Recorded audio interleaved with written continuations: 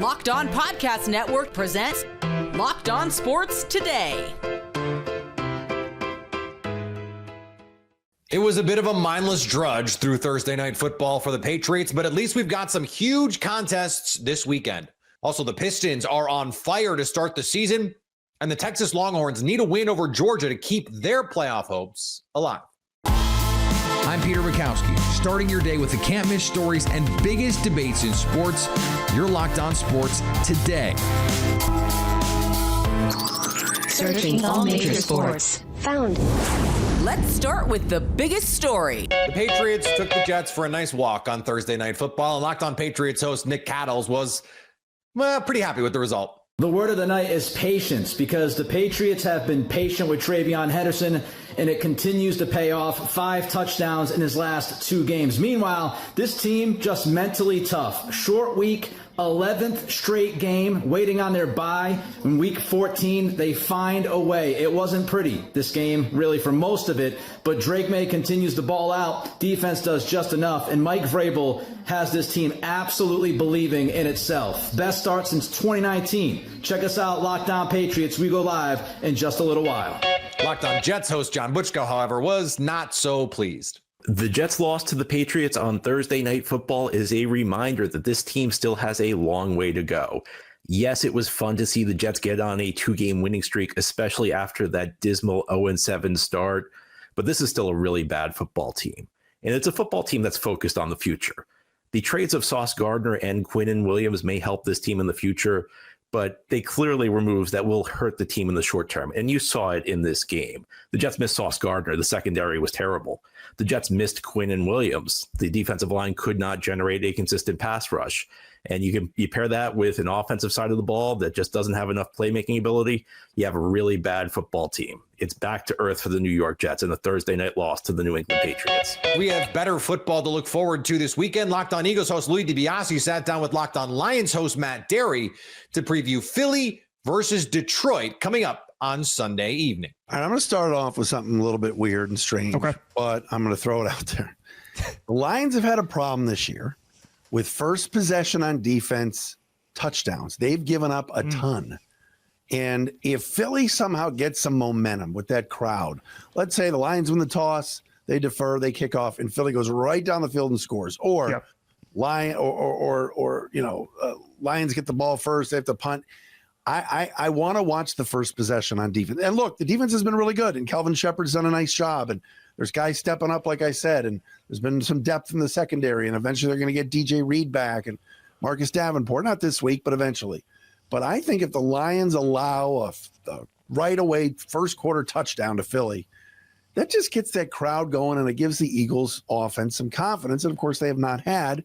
And now you get A.J. Brown popping off. So it's small. I know even if the Lions do give that up, they might still win the game. All right, they got to play 4 quarters. But it's something to watch is that first possession. Yeah.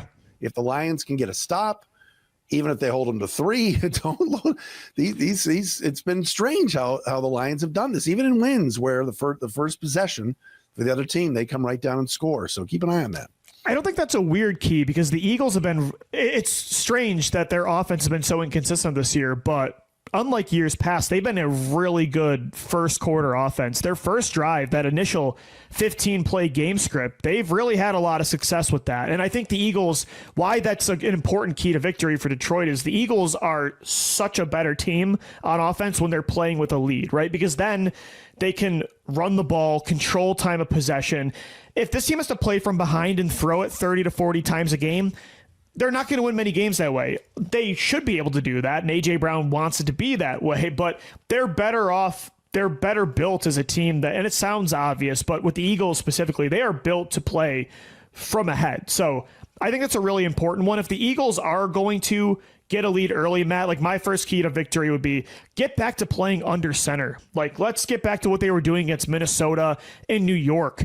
Under center, play action. I thought the run game looked a lot better from under center. The offensive line with those outside zone plays, just it looked a lot smoother and a lot like what you saw in 2024. They kind of got back to the same status quo vanilla shotgun conservative play against Green Bay. And I don't know why Petula went away from what was working the first 2 games before the bye. But that to me is something I'm watching. Stay up to date all year on the NFL by subscribing to Locked On Sports Today. Locked On Patriots, Locked On Jets, Locked On Eagles, Locked On Lions, all on your favorite podcast app. More Locked On Sports Today. Coming up, the Pistons are on a tear to start the season. Before we get to that, the Jets lost a star player even before facing the Pats. The NFL season is rolling along, and FanDuel is making sure you're ready for the weekend with a can't-miss offer. Right now, new customers can bet just $5, and if your bet wins, you'll get $300 in bonus bets to use across the app. I love using FanDuel because it fits how I like to bet in the moment. Player props, building a same-game parlay, or even jumping in live as the action unfolds. It's quick, it's easy, and the best way to add a little more energy to Sunday. So are you ready to play? Download the FanDuel app now by visiting FanDuel.com to get started. That's FanDuel.com to place your first $5 bet. Jets receiver Garrett Wilson headed to IR after suffering a knee injury. The Jets' loss to the Patriots on Thursday Night Football is a reminder that this team still has a long way to go. Yes, it was fun to see the Jets get on a 2-game winning streak, especially after that dismal 0-7 start, but this is still a really bad football team. And it's a football team that's focused on the future. The trades of Sauce Gardner and Quinnen Williams may help this team in the future, but they clearly were moves that will hurt the team in the short term. And you saw it in this game. The Jets missed Sauce Gardner. The secondary was terrible. The Jets missed Quinnen Williams. The defensive line could not generate a consistent pass rush. And you pair that with an offensive side of the ball that just doesn't have enough playmaking ability. You have a really bad football team. It's back to earth for the New York Jets in a Thursday night loss to the New England Patriots. Over in the NBA, the Cavs hosted the Raptors. Danny Cunningham here at Kaseya Center after the Cavaliers beat the Miami Heat 130-116. Let's talk about this one for 94 feet. The Cavs didn't have Donovan Mitchell. They didn't have Darius Garland. They didn't have Evan Mobley. They didn't have Jalen Tyson. They still don't have Max Strus, and they still find a way to get a win on Wednesday night. This was a very impressive win led by Craig Porter Jr., who Kenny Atkinson called heroic after this game. CPJ had 19 points. He had 9 assists. He had a handful of rebounds. He had 4 blocks. He had 3 steals. Atkinson also said that he had 11 deflections that helped to lead to 21 turnovers by the Miami Heat. And that's where the Cavs won this basketball game. They won the possession battle and ultimately won the game because of it. I thought Jared Allen, who had 30 points and 10 rebounds, also had a very good game for the Cavs. Few unsung heroes too. Tyrese Proctor didn't shoot the ball very well, but thought he had a very positive impact on the game. I thought Naquan Tomlin, Luke Travers, two-way guys for the Cavs, also had positive impacts, particularly in the second half. I think this is a very nice win coming off the way that they lost on Monday night down here to the same exact Miami Heat team. Now the Cavs back at home tomorrow night. They'll be taking on the Toronto Raptors, a second game of a back-to-back. Would imagine Donovan Mitchell, Evan Mobley, those guys will be back. We'll see about Darius Garland. Cavs did have some positive news as far as that went earlier on Wednesday, but I will talk to you tomorrow night after the Cavs take on the Raptors. The Suns look to beat up on the Pacers. The Phoenix Suns defeat the Indiana Pacers, getting their 5th straight win of the season, 133-98. Let's talk about it. So I want to talk about Devin Booker clearly, and of course I could get into the role players who were awesome again tonight. Jordan Goodwin's hitting spot-up threes, has been the scrappy player that I said the Suns needed over Jared Butler in the offseason. Oso Ighodaro looks like not just a competent player, but maybe played his best game as a pro today. But it all comes back to the supermax, borderline superstar player in Devin Booker. And I've been a little bit harder on Devin Booker than other media members, other people that cover the Phoenix Suns, because I believe the Suns told me what I should hold Devin Booker to. A supermax contract extension. They said he's worth it, hold him to it. And I've been doing that this year. And what he did tonight was special. It was magnificent. It was everything the Phoenix Suns needed, because with no Jalen Green, maybe their second best shot creator, no Grayson Allen, probably their third best shot creator, Devin Booker was left on an island. But what did he do when that game got within 10 points in the third quarter despite the Suns shooting lights out? Everyone get on my back. I will take hold of this. And whether it was finding guys open down low tonight, he had 7 assists, 12 for 22 from the field, or the transition 3 in the third quarter that started this remarkable Suns run that ultimately carried over into the fourth quarter, where the Suns started off in the fourth quarter on a 20-0 run. That is what you need to see from Devin Booker, who's been largely awesome this year. This is not me like, oh, Devin Booker finally played well. He's been largely awesome all year. But in those spots, when the team needs their supermax, borderline superstar player, you have to deliver, and that's what he did tonight. He put this game away on his own.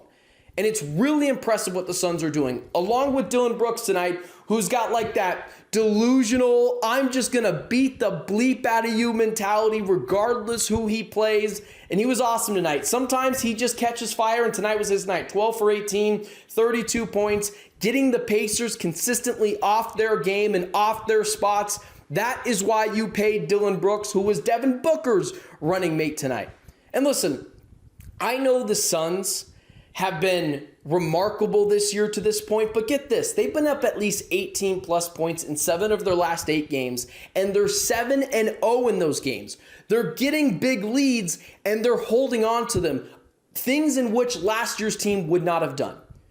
A lot of people are regretting their preseason prediction on the Phoenix Suns, and that's a fantastic place to be.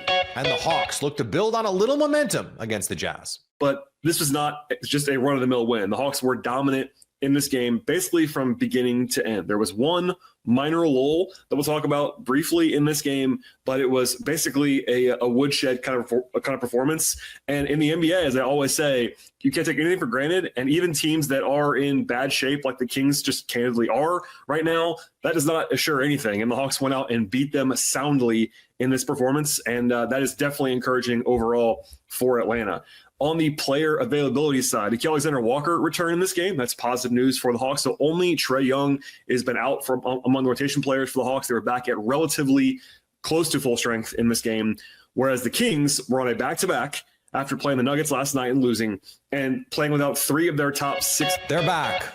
Detroit basketball. It is not the New York Knicks or the Cleveland Cavaliers at the top of the Eastern Conference in the NBA. It is the 10-2 Detroit Pistons. And the only team in the NBA with a better record right now is the defending champion Oklahoma City Thunder, who are and have always been a buzzsaw. Kuka Hill from Locked On Pistons joins me now. And Ku, this was a team that took a step forward last year, made the postseason, made life miserable for the New York Knicks. What has been the difference this year in what seems like the next step for this team? Yeah, I mean, Trajan Langdon, president of basketball operations, bet this entire season on just internal development. They didn't go out and make any big moves after such a great season last year, turnaround season, the playoff series, like you mentioned. They came back in believing that Jalen Duren would take a step, Asar Thompson would take a step. When Ivy comes back, he will take a step. That even Cade has another step to go. And we haven't seen Ivy yet, but Jalen Duren's taken more than a step so far. He's taken a leap this year, so he's been tremendous. That's helped a ton. Asar Thompson has taken a step offensively as well as up. I think he's having career highs across the board offensively as well. So, and then obviously Cade is Cade. So when you have all of that and you have just a few guys step up from last year and continue to improve, and you replace some of the veterans that you lost last year with some quality vets again this year, you have a recipe for success, and you're seeing that with the Pistons early. Yeah, I think if you want to take the optimistic case here for the Pistons, it starts with Cade Cunningham and the evolution of his game. He became a 26-point per game scorer last year, has bumped that up to 27.5. But teams that compete legitimately for titles usually have top 5, top 8, top 10 types of players. Pistons fans might argue that Cade is already that. If he is, what has changed that has pushed him into that echelon, and how much more room is there to go up? Yeah, I think there's a lot of room still for him. He can still become so much better. He's nowhere near at his peak yet. I think he's fighting to be known as a top 10 player. I think he's hovering around somewhere like top 15 right now. Yeah. But he's fighting to get to that top 10 guy. And a lot of that has to do with the fact that he stepped it up defensively. The Pistons' identity has been defense, and he's one of the – there's only so many franchise players across the NBA that can be your engine offensively and then also be impactful defensively. And you're seeing that with Cade. The other night, he missed 31 shots, and we haven't seen since Kobe Bryant. He went 14 of 45. Said that's the first time we've seen something like that since Kobe in 03. But the Pistons were able to win the game, and they still won his minutes because You have him rotating at the rim and making blocks on Alex Sarr. You have him staying in front of offensive players on the perimeter, forcing steals, creating for everybody else. So Cade's one of those players that even when he's having an off night shooting, he's still able to impact the game on both ends of the floor and find different ways to play. So I think that's where it's really taken another step. You're seeing him be more consistently impactful defensively every single night. And as he continues to become more efficient, become a better finisher, that's when he really starts to unlock his ceiling. Because right now, he's shooting like 28% from three. He's shooting terrible from three this year. And he's not going to continue shooting that for the rest of the year. So I think he only has so much farther to go. Yeah, you mentioned that 14 of 45. I wanted to ask you about that because I think if you were going to take the optimistic view of that, you would say it's actually a good thing he took 45 shots because he thinks, number one, it's going to go in eventually. And number two, that he's the guy, that he has to be the guy for this team. And in the playoffs, when things get tighter, when things get tougher, he has to be in that moment. The cynical view of this is, well, he could use some help in a game like that. Like if you're gonna have to go to overtime to beat the Washington Wizards, like it would be really nice to have someone else. Where do you fall on that line? Because of course the truth lies somewhere in the middle, but where are you on the spectrum there? Yeah, I think specifically to that Wizards game, the Pistons are dealing with a ton of injuries right now, which is really unfortunate because of how well they've started. They would have loved to build upon this, and they were able to get a win last night despite this. So maybe it keeps going. Who knows? But in that Wizards game, they were without Asar Thompson. They were without Jaden Ivey. They were without Tobias Harris. They were without so many guys. So in that game specifically, Cade felt like, throughout the year, we've seen him really, he's been amazing in the second half. He's averaging like 14, 15 points in the second half. Incredible efficiency. It's the first half where he's been sluggish and he kind of just takes his time building up. He's letting his teammates kind of get there. But in that game specifically, it felt like he realized without everyone else here, everyone else is hurt. They're going to need me to take every shot. They need me to be hyper aggressive. I need to have a big night scoring wise. And that's why he took that many shots. Cade's usually not a guy that's going to get that type of volume up. He's not that type of player, but it felt like in that game, he felt the rest of the team is hurt. They need me. I have to take this many shots. Long term, though, for the rest of the season, when it comes to that, I think the Pistons are expecting that Asar Thompson, once he's healthy, will continue to improve as a secondary ball handler, that Jalen Duren will continue to improve as his self-creating center, which has been great this year. And they're really hoping that when Jaden Ivey comes back, which we should be getting an update within the week or so, that all of that, you won't be seeing Cade having to take 30-plus shots. It'll be spread out once the whole roster is back healthy. But yeah, I think that was really more of just the circumstances called for it, and he kind of felt like he had to do it.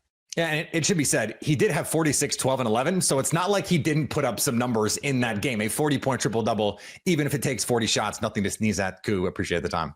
Absolutely. Stay up to date all year on the Detroit Pistons by subscribing to Locked On Sports Today and Locked On Pistons on YouTube or your favorite podcast app. Coming up, Texas desperately needs a win on Saturday.